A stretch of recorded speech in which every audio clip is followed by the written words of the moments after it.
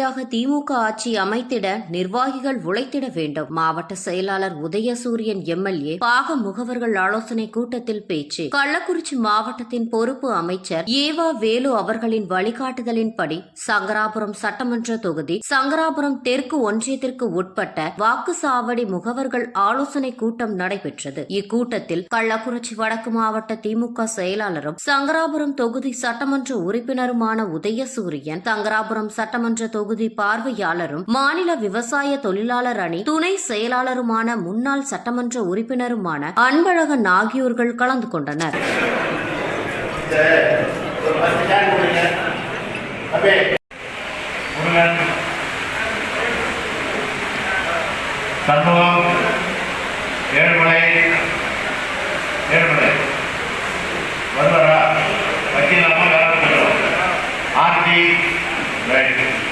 நீ என்ன படிச்சிருக்க?